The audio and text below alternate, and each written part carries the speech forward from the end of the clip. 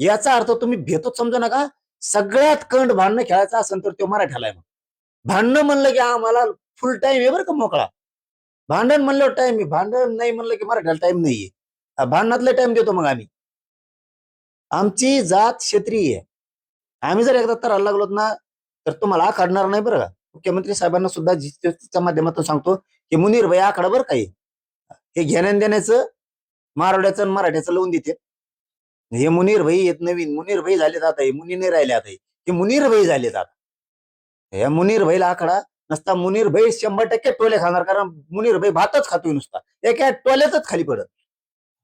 मला जे बोलायचं ना मी ते खरं सांगत असतो. जर तुम्हाला नाही आकडे ना पुढच्या काळात आम्हाला मग बघावं लागतं. आम्हाला रस्त्यावर यायची सरकारनं वेळ येऊ देऊ नका. शेवटचा प्रश्न आहे, स्वराज्याची लढाई ही इस्लाम आणि हिंदू विरुद्ध मुसलमान अशी होती असं नितेश राणे यांनी म्हटलंय. काय नेमकं नाही जे खरं आहे ते आहेच ना. त्याच्यावर खरंच म्हणणार ना. मुस्लिम विरुद्ध हिंदूच होता ना. हे तर सत्यच नाही. काय झाकायचं काय संबंध आहे का. पण मुसलमान कोण ते तिकून आलेले येड्या भोगाचे दुसऱ्या राज्यातले देशातले आलेले इथले नाही. इथले स्वराज्याबरोबर होते, हिंदू धर्माबरोबर होते. अन्याय अत्याचार करणारे मुस्लिम इथल्या मुस्लिमाला मान्य नव्हते. ते फक्त अत्याचार आणि अन्याय करण्यासाठी कब्जे मारायसाठी आलेले होते. इकडचा देश लुटून नेण्याच्या उद्देशाने ते आलेले होते. इथली आई बहीण त्यांना त्यांची आई बहीण वाटत नव्हती. इथले देव देवता त्यांना त्यांचे वाटत नव्हते.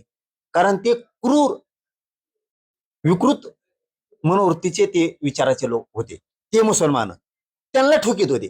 ती हाणामारी ती होती हिंदूची त्या मुसलमानाची. ह्या नाही. आणि मी कट्टर हिंदू आहे आणि कट्टर हिंदूच राहणार पण छत्रपतीच्या हिंदुत्वाचा. हे बाकीच्या हिंदुत्वाचं मी राहणार नाही. मला गरज नाही त्यांची. माझे छत्रपती शिवराज सगळ्या जाती धर्मासोबत घेऊन चालत होते. ते हिंदुत्व आम्हाला मान्य. इथल्या मुस्लिमांना इथल्या हिंदूंचा इथल्या हिंदू राजांचा त्रास नव्हता. हे बाहेरून जे आलेले होते नाही पिलावळी याला ठोकीत होते धरून आणि ते करायचे ना. त्या मुसलमानला आणत होतो आम्ही. ते नव्हते तिकडून आलेले. काय उंटावर येईन काय शेळ्यावर येईन काय तिकडून झक मारायला इकडे यायचे आणि इकडे आमच्या लोकांना त्रास द्यायचे. मग इकडचे हिंदू मुसलमान दोन्ही मिळून कुटायचे त्यांना धरून. नदीत गाठला तरी हाणला वड्यात गाठला तरी हाणला. डोंगरावरून दगड टाकून द्यायची वरून खाली.